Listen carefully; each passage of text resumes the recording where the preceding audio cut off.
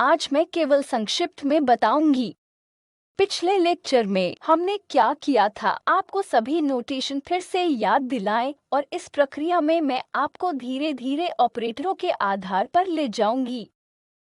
आपने अपने पहले कोर्स में पढ़ा है कि मोमेंटम ऑपरेटर को एक डिफरेंशियल ऑपरेटर रिप्रेजेंटेशन दिया जा सकता है।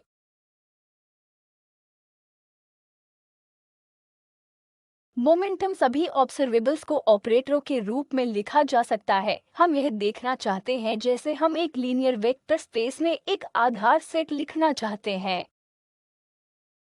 हम यह भी देखना चाहेंगे कि ए ऑपरेटर का आधार क्या है, तो वह विषय है तथा।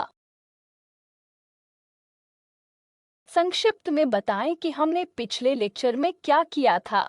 एक क्वांटम मैकेनिकल सिस्टम की स्थिति जिसे औपचारिक रूप से फाई के रूप में दर्शाया जाता है। आमतौर पर फाई में टाइम के साथ विकास होगा, इसलिए हम फाई को टाइम का एक फंक्शन कहते हैं। यही है सिस्टम की स्थिति और इस कोणीय ब्रैकेट को किट कहते हैं। इसलिए यह स्थिति, एक बार जब मैं स्थिति देती हूँ तो इसमें इस बारे में सारी जानकारी होनी चाहिए कि यह सिस्टम कहाँ है, सिस्टम की स्थिति का मतलब क्या है। यह मुझे बता सकता है कि पार्टिकल की एनर्जी क्या है, मुझे बता सकती है कि स्थान कहाँ है। सभी प्रकार की सूचनाएं इस ब्रैकेट में संग्रहित हैं। किट जिसमें स्थिति फाई है। और हमने स्पैन के बारे में बात की, स्पेस का विस्तार कर सकते हैं और आप स्पैन को ऐसे भी बना सकते हैं कि वे लीनियरली इंडिपेंडेंट हों। अगर आपके पास दोनों हैं, स्पेस और लीनियर इंडिपेंडेंट स्थितियों में फैले हुए हैं, वह कनेक्शन जिसे हम एक आधार सेट कहते हैं वेक्टर स्पेस के लिए, और आधार सेट में स्थितियों की संख्या जो वेक्टर स्थितियों के डायमेंशन को परिभाषित करता है। सिर्फ एक उदाहरण, हम डायमेंशनल स्पेस को देख रहे थे, लेकिन आप इसे जनरल रूप से एक अमूर्त स्थान में कर सकते हैं। तब हमने इस बारे में बात की कि दोहरी वेक्टर स्पेस है जो इसे वी टिल्ड के रूप में निरूपित करेगा। इस वी टिल्ड में स्थिति को एक अलग कोणीय ब्रैकेट द्वारा दिया जाता है और उन्हें ब्रा कहा जाता है। तो यह है डिराक ब्रैकेट नोटेशन जिसका हम विशेष रूप से पालन करने जा रहे हैं। और आपको इन दोहरे वेक्टर की आवश्यकता क्यों है? यदि आपके पास ये दोहरे वेक्टर हैं, आप स्केलर्स को पारंपरिक 3 डायमेंशनल स्पेस में ले जाकर निर्धारित कर सकते हैं। आपने डॉट प्रोडक्ट कहा होगा, यहाँ हम इसे एक आंतरिक प्रोडक्ट के रूप में कहेंगे। तो हम आज फाइनाइट डायमेंशनल वेक्टर स्पेस के साथ सीमित है, यह इनफाइनाइट डायमेंशनल तक जा सकता है। आइए हम खुद को फाइनाइट डायमेंशनल वेक्टर स्पेस तक सीमित रखें। यदि इस फाइनाइट डायमेंशनल वेक्टर स्पेस में फाई ऐसे है तो आप किट को दर्शा सकते हैं। आप एक कॉलम वेक्टर द्वारा किट को निरूपित कर सकते हैं। आप एक कॉलम वेक्टर द्वारा एक किट को निरूपित कर सकते हैं। कॉलम वेक्टर में n कंपोनेंट्स होते हैं, इसलिए यह n 3 के बराबर है जो हमने 3 डायमेंशनल वेक्टर स्पेस में देखा था। लेकिन आप ले सकते थे एक अमूर्त n डायमेंशनल वेक्टर स्पेस जहां n फाइनाइट है। इसी तरह इस किट का ड्यूल जिसे हम ब्रा कहते हैं, किसी अन्य अवस्था को एक पंक्ति वेक्टर द्वारा दर्शाया जाएगा। पंक्ति वेक्टर द्वारा दर्शाया गया है। मान लीजिए n कंपोनेंट्स में प्रविष्टियां x1 से xn है, कुछ n टपल प्रकार के हैं। यदि यह एक रियल वेक्टर स्पेस है तो यह x1 xn रियल हो सकता है। यदि यह एक कॉम्प्लेक्स वेक्टर स्पेस है तो इन दो अवस्थाओं के साथ मैंने जो वेक्टर स्पेस और डुअल वेक्टर स्पेस में दिया है, आप एक आंतरिक प्रोडक्ट का पता लगा सकते हैं। आंतरिक प्रोडक्ट क्या है? पंक्ति वेक्टर में कॉलम वेक्टर के निरूपण में यह पंक्ति को एक कॉलम के साथ गुणा कर रहा है, जिसे आपने मैट्रिक्स मैकेनिक्स में किया है। मैट्रिसेस थ्योरी में एक पंक्ति आपको एक स्केल प्रदान करेगी, इसलिए एक कॉलम को गुणा करने वाली पंक्ति को आंतरिक प्रोडक्ट द्वारा दिया गया है और यह एक स्केल होगा। अगले सवाल आप हमसे पूछ सकते हैं, अगर आप दो अवस्थाओं को दूसरी रेखा की तरह से लिखते हैं, यह क्या है? यह एक पंक्ति को गुणा करने का कॉलम है।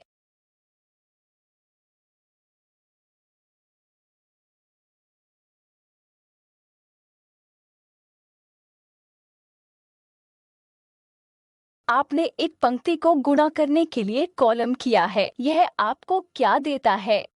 यह आपको n मैट्रिसेस देता है। तो यह भी एक अनुमत ऑपरेशन है, परंतु यह एक स्केलर नहीं देता है, लेकिन यह एक मैट्रिक्स देता है। यदि आप कॉलम वेक्टर तथा डुअल वेक्टर द्वारा अवस्थाओं को एक पंक्ति वेक्टर द्वारा निरूपित करते हैं तो आंतरिक प्रोडक्ट एक वेक्टर है। यह कोणीय वक्र वह है जिसे हम कहेंगे यह एक बाह्य प्रोडक्ट है। पहले हम पहले वाले को आंतरिक प्रोडक्ट कहते हैं। इस कोणीय वक्र को हम इसे एक बाह्य प्रोडक्ट कहते हैं। बाहरी प्रोडक्ट ए है। तुम्हें एक स्केलर नहीं दिया जा रहा है, लेकिन यह एक मैट्रिक्स है। यदि vector space finite dimension n dimensional vector space है तो यह एक n क्रॉस n मैट्रिक्स होगा। तो कुछ अर्थों में डिराक नोटेशन में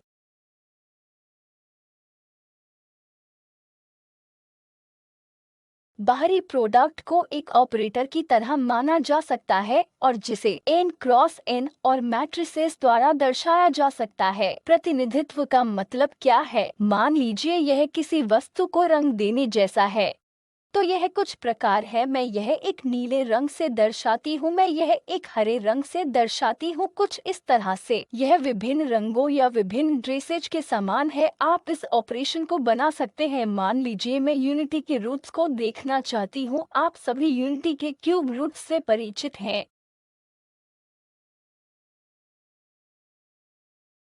ओमेगा यूनिटी का एक क्यूब रूट है क्योंकि ओमेगा क्यूब की आइडेंटिटी है और ए प्लस ओमेगा स्क्वायर 0 है।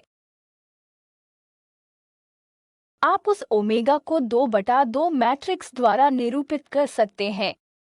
आप 2/2 मैट्रिक्स लिखकर उस ओमेगा को बना सकते हैं। 2/2 मैट्रिक्स क्या है? यह सिर्फ लगभग 120 डिग्री में घूमता है। cos 2π/3 sin 2π/3 ऐसा कर सकता है, तो यह हम इसे एक निरूपण के रूप में कहते हैं। तो ओमेगा क्यूब 1 के बराबर है और 1 प्लस ओमेगा स्क्वायर 1 के बराबर। मैं एक निरूपण को दर्शा सकती हूँ 2πi की पावर से e/3। यह एक निरूपण है। दूसरा निरूपण है ओमेगा को लिखा जा सकता है 2 क्रॉस 2 मैट्रिक्स के रूप में, जैसे cos 2π/3 sin 2π/3 minus sin 2π/3 cos 2π/3। इसलिए इन्हें निरूपण कहा जाता है। निरूपण क्यों? जो यहाँ एक लिखा गया है वह इन दोनों इक्वेशंस को पूरा करता है। इसी तरह दोनों एक अलग प्रतिनिधित्व या एक अलग निरूपण है जो उन दोनों इक्वेशन को पूरा करता है। तो कुछ इक्वेशंस दिए गए हैं। आप विभिन्न निरूपण लिखने का प्रयास कर सकते हैं और देख सकते हैं कि क्या यह उन शर्तों को पूरा करता है। उसी प्रकार एक औपचारिक स्थिति फाई जो मैं लिखती हूँ, निरूपण दे रही हूँ एक कॉलम वेक्टर के रूप में n पंक्तियों के साथ और एक कॉलम। उसी प्रकार डुअल वेक्टर स्पेस में एक ब्रा वेक्टर एक पंक्ति द्वारा निरूपित किया जाएगा। वेक्टर जो एक कॉलम और n पंक्ति है, यही हो रहा है। इसलिए जब भी आप कोई आंतरिक प्रोडक्ट लें, यह एक संख्या बन जाती है जो कि एक क्रॉस एक एलिमेंट है। यदि आप कोई बाहरी प्रोडक्ट लेते हैं, इतना आंतरिक प्रोडक्ट के साथ फाई वास्तव में है एक क्रॉस एक के साथ एक संख्या, फाई के साथ एक फाई होगा एक मैट्रिक्स जो n क्रॉस n है, जो कि बहुत आसान है। लेकिन अगर आपको लेफ्ट हैंड साइड नोटेशन की आदत पड़ने लगे, आप कई अमूर्त गणना कर सकते हैं। एक बहुत साफ और सुरुचिपूर्ण ढंग से मैट्रिसेस में जो कुछ भी आप जानते हैं उसके साथ हमेशा याद करें, जो आपको इसे याद रखने में मदद करेगा। तो यह है जिसे हम एक बाहरी प्रोडक्ट कहते हैं।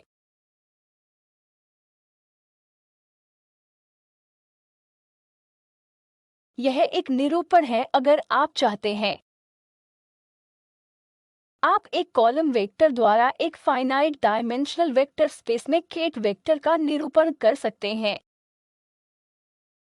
आप निरूपित कर सकते हैं डुअल वेक्टर।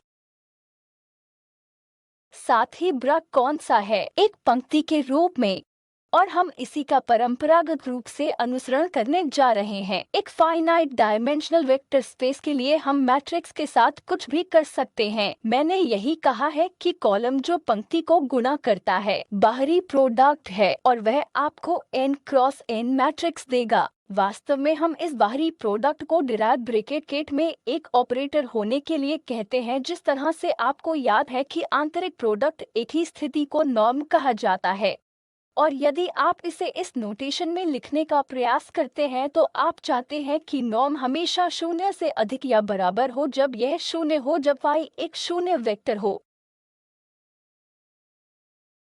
ठीक है, अन्यथा यह होगा जनरल पॉजिटिव में।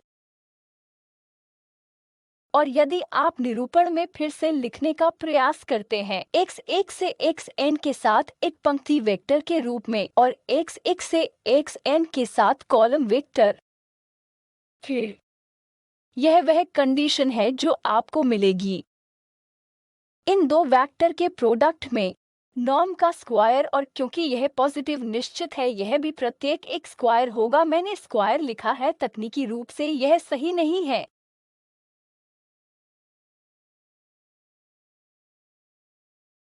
यह सही तब है जब यह एक रियल वेक्टर स्पेस हो।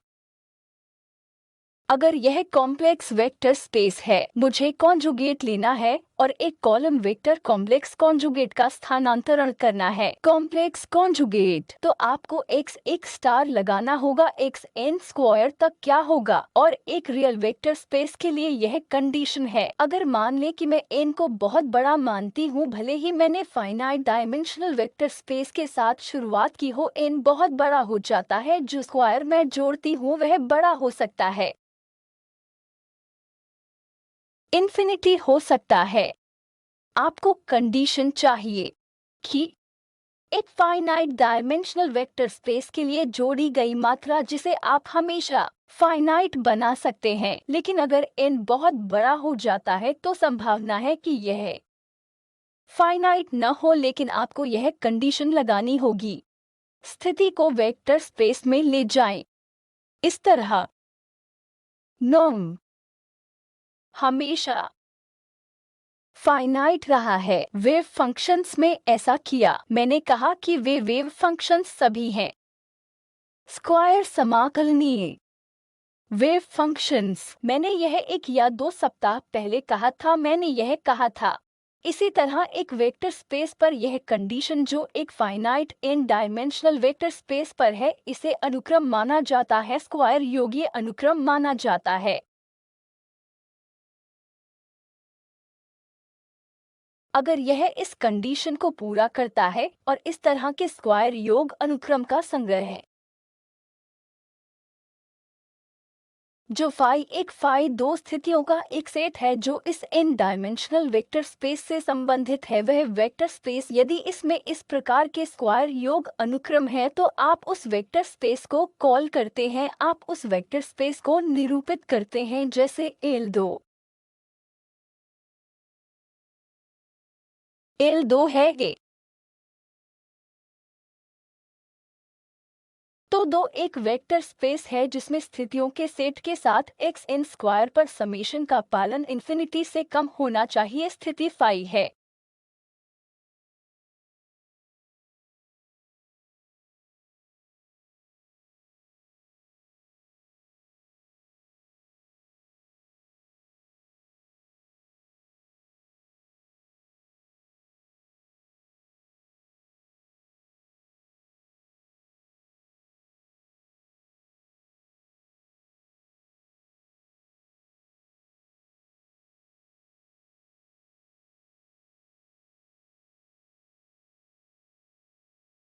तकनीकी रूप से मुझे मोर एक्स एन रखना चाहिए क्योंकि मैं निर्दिष्ट नहीं कर रही हूँ कि यह एक रियल वेक्टर स्पेस या एक कॉम्प्लेक्स स्पेस है। तो स्क्वायर इंटीग्रेबल, स्क्वायर योग करने योग्य अनुक्रम। तो कंडीशन जो मेरे पास है, हो सकता है कि मुझे 1 से n तक आई लगाना चाहिए, इसलिए इस कंडीशन को हम कहते हैं कि यह एक स्क्वायर योग अनुक्रम है।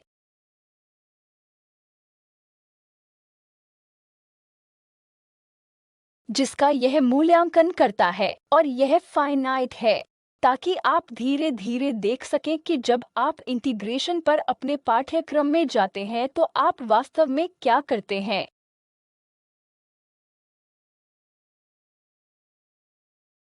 प्रारंभ में यदि लैटिसेस में अंतर होता है तो आप डिस्क्रीट समैशंस करना शुरू करते हैं, लेकिन मान लीजिए कि मैं n को बहुत बड़ा बनाती हूँ और इसे एक कंटिन्यूअम बनाती हूँ, तब यह एक स्क्वायर इंटीग्रेबल स्थिति बन सकती है। तो आप देख सकते हैं कि मैं इसे एक फाइनाइट वेक्टर स्पेस की तरह बनाने की कोशिश कर रही हूँ, लेकिन कुछ पॉइंट पर मैं इसे कंटिन्यूअम के रूप में बनाना शुरू कर दूंगा। और देखो, स्क्वायर इंटीग्रेबल फंक्शंस और अवस्थाएं।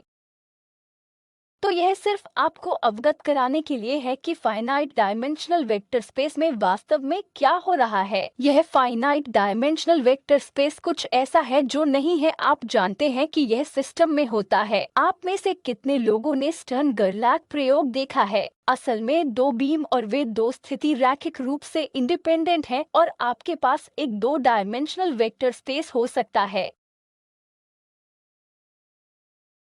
तो ऐसा नहीं है कि मैं यहाँ जो कुछ भी कह रही हूँ वह नहीं हो रहा है, ऐसा होता है। इसलिए आपके पास दो रैखिक रूप से independent physical finite dimensional vector space है। मुझे दो डायमेंशनल वेक्टर स्पेस शुरू करने दे। केवल सरलता के लिए अब तक मैं n डायमेंशनल वेक्टर स्पेस के बारे में बात कर रहा था, लेकिन मैं अब अपने आप को दो डायमेंशनल वेक्टर स्पेस तक सीमित रखती हूँ और स्पष्ट करने का प्रयास करती हूँ नोटेशन युग्म। और फिर आप जानते हैं कि एक n डायमेंशनल वेक्टर स्पेस के लिए कैसे किया जाता है। तो अगर आपको याद है कि पिछले लेक्चर में हमारे दो आधार थे, एक ऑर्थोनॉर्मल आधार था और दूसरा एक गैर ऑर्थोगोनल आधार था। तो चलिए मैं इस उदाहरण के साथ आगे बढ़ती हूँ। इसलिए हम फाई 1 और फाई 2 ऑर्थोनॉर्मल आधार कहते हैं।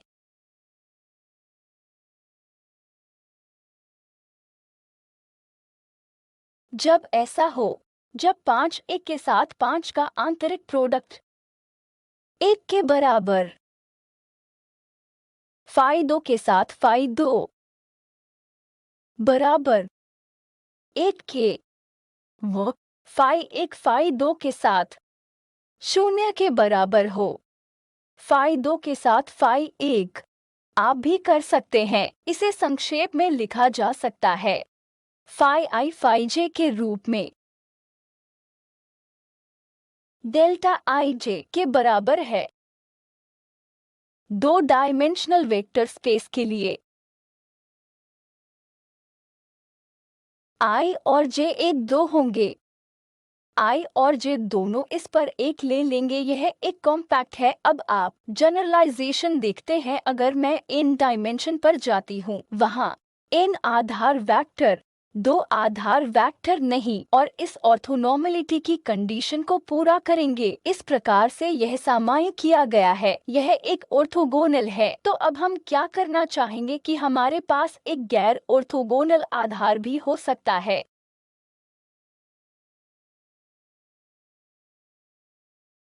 इसलिए हम इसे फाई 1 और फाई 2 कहते हैं। यह गैर ऑर्थोगोनल क्यों है? अगर आप यह पता लगाने की कोशिश करते हैं कि फाई 1 फाई 2 क्या है, यह शून्य नहीं होगा और फाई 2 फाई 1 सैद्धांतिक रूप में इसका स्टार होगा। तो यह है, ऐसा कहने का अर्थ गैर ऑर्थोगोनल आधार है। आधार का अर्थ क्या है? यदि आप कोई स्वेच्छित स्थिति लिखना चाहते हैं, कोई स्वेच्छित स्थिति, मैं एक बार जब इसे आधार कह सकती हूँ, तो मैं कुछ कॉम्प्लेक्स कोएफिशिएंट्स का उपयोग फाई आई पर कर सकती हूँ। एक दो डायमेंशनल वेक्टर स्पेस के लिए 1 से 2, तो यह आधार स्थितियों के सुपरपोजिशन है जो आपको देगा 2 डायमेंशनल वेक्टर स्पेस में कोई स्वेच्छित स्थिति। तो यही कारण है यह आधार सेट बनाता है, लेकिन यह ऑर्थोगोनल पर नहीं है। और फिर हम क्या करते हैं? हम गैर ऑर्थोगोनल आधार से ऑर्थोगोनल आधार तक पहुंचना चाहते हैं। पिछले लेक्चर में हम यही कर रहे थे और आप में से कुछ मुझसे पूछ रहे थे प्रारंभिक वेक्टर कौन सा होना चाहिए। इन दो वेक्टरों में से कोई भी मैं 2 डायमेंशनल वेक्टर स्पेस में चुन सकती हूँ। एक n डायमेंशनल वेक्टर स्पेस है। प्रारंभिक वेक्टर उन n आधार वेक्टर में से कोई भी हो सकता है। कोई जरूरी नहीं है कि मुझे केवल इस वेक्टर से शुरू करना है। ग्राम-श्मिट ऑर्थोगोनलाइजेशन। केवल सुविधा के लिए हम फाई 1 को फाई 1 के समानुपाती कहते हैं। नॉर्मलाइजेशन के साथ अगर मान लें कि यह नॉर्मलाइज्ड है, तो फाई 1 स्वयं पहला वेक्टर होगा और प्रोजेक्शन लेने से आपको दूसरा वेक्टर मिल जाता है। कि आप क्या करते हैं, यही हमने पिछले टाइम किया था। तो चलिए इसे यहाँ फिर से करते हैं। हम फाई 1 को परिभाषित करते हैं। फाई 1 होना, लेकिन यह नॉर्मलाइज्ड नहीं हो सकता है, आपको इसे नॉर्मलाइज करना होगा। हम ग्राम-श्मिट करते हैं। 2 स्थितियों में से एक ले लो। बस नॉर्मलाइज करें और इसे पहला आधार वेक्टर कहें। मैं फाई 2 कैसे ढूंढूं? फाई 2 दूसरा गैर ऑर्थोगोनल वेक्टर होगा, लेकिन फाई 1 के साथ कंपोनेंट घटाएं। तो आप यही करेंगे। आम तौर पर आप करते हैं। यह वही है जो आपको फाई 1 के साथ कंपोनेंट देगा। स्थितियों का आंतरिक प्रोडक्ट फाई 2 के साथ फाई 1 आपको फाई 1 के साथ कंपोनेंट देगा, लेकिन यह एक स्केलर है। आपको एक वेक्टर इक्वेशन मिलता है, इसलिए मैं चाहकर इस पक्ष को रख सकती हूँ या मैं रख सकती हूँ, मुझे यह चाहिए। तो यह एक संख्या है और यह एक कॉलम वेक्टर है। यदि आप 2 डायमेंशनल वेक्टर स्पेस देते हैं या यदि हम डायमेंशनल वेक्टर स्पेस में हैं, मैं फाई 1 को AB के रूप में व्यक्त कर सकती हूँ और तब आप इस तथ्य का पता लगा सकते हैं। आइए आपको और B को कुछ विशेष वैल्यू दे, हम इसे 1 और 1 मान सकते हैं। फिर फाई 1 वही होगा।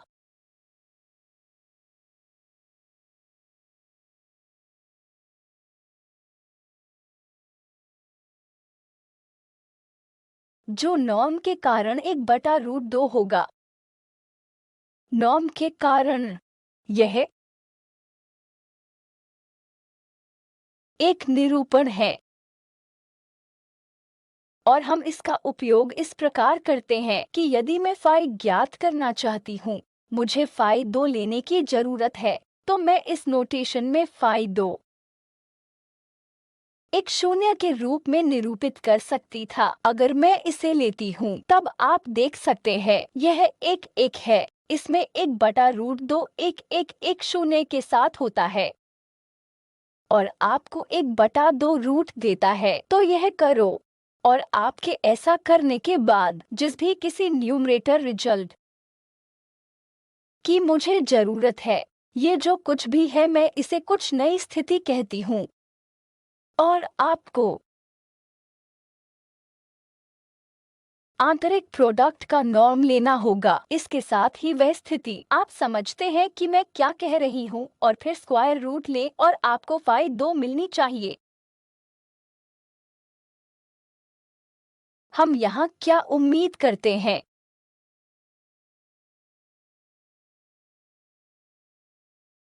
हमें मिलेगा 1/√2 मैं यही उम्मीद करती हूँ। क्या आप कृपया यह बीजगणित कर सकते हैं और जांच करें? यह होगा 1 0 माइनस 1/2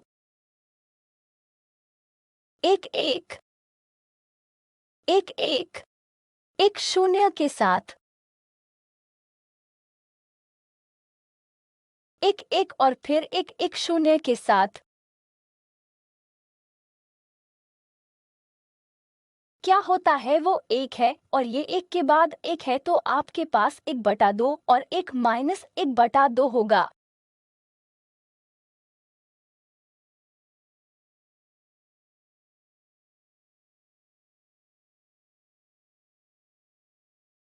न्यूमरेट, लेकिन यह नॉर्मलाइज्ड नहीं है।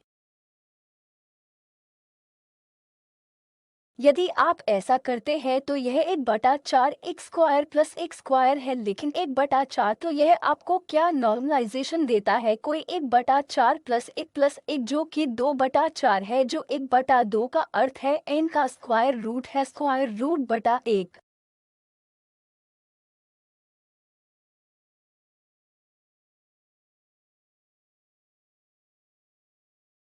n है 1/√2।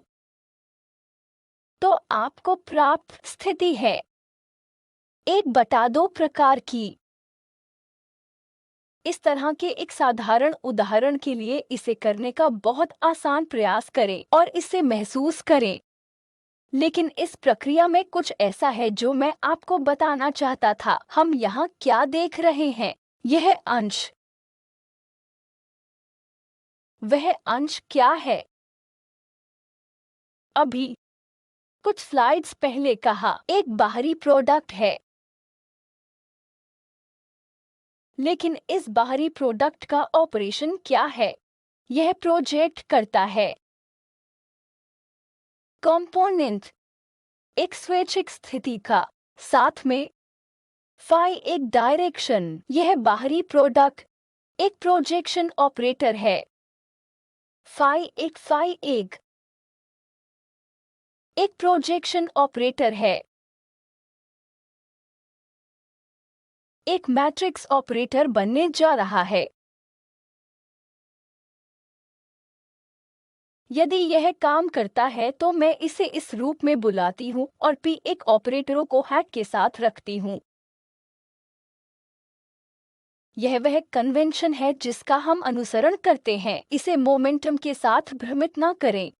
यह कुछ प्रोजेक्शन ऑपरेटर है। पी एक हैट, मान लीजिए कि मैं इसे फाई 2 पर करती हूँ। यह 0 या नॉन जीरो क्या है? 0।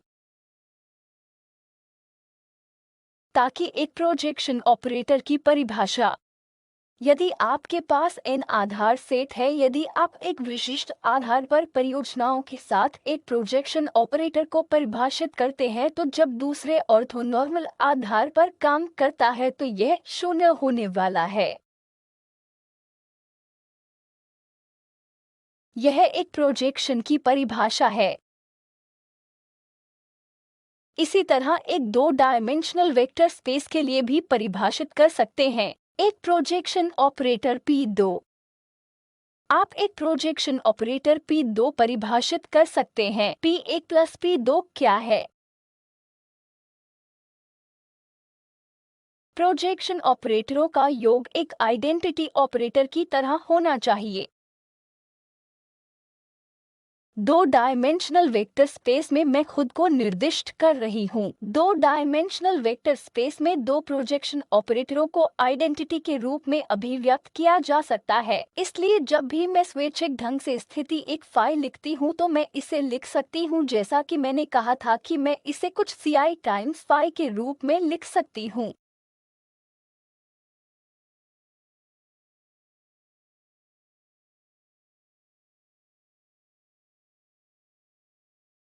प्रोजेक्शन ऑपरेटर P1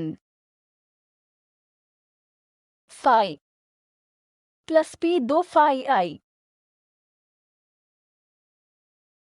क्योंकि P एक P2 आइडेंटिटी है। स्थिति फाई इसी तरह ही और इस स्थिति फाई को आधार स्थितियों के सुपरपोजिशन के रूप में भी लिखा जा सकता है कॉम्प्लेक्स कोएफिशिएंट्स के साथ। अब मुझे बताओ कि C1 क्या है और C2 क्या है। C1 होगा P एक बाहरी प्रोडक्ट है फाई1 C1 क्या है, C फाई के साथ फाई1 होगा। C2 स्थिति होगी फाई2 यहाँ आएंगे इस बाहरी प्रोडक्ट में, तो C2 क्या होगा। तो यह है, यदि आप इस अवधारणा को दो डायमेंशनल वेक्टर स्पेस में समझते हैं कि आप इसे किसी भी finite dimensional infinite dimensional vector spaces को करने के लिए करेंगे, यह विषय वही है। केवल एक ही बात है, प्रोजेक्शन ऑपरेटर की संख्या में वृद्धि होगी। आपके पास यह दो नहीं होंगे। आधार की संख्या या वेक्टर स्पेस के डायमेंशन पर निर्भर करता है और किसी भी स्वैच्छिक स्थिति को इस लीनियर कॉम्बिनेशन या इस रूप में लिखा जा सकता है। मुझे यहीं रोकने दे।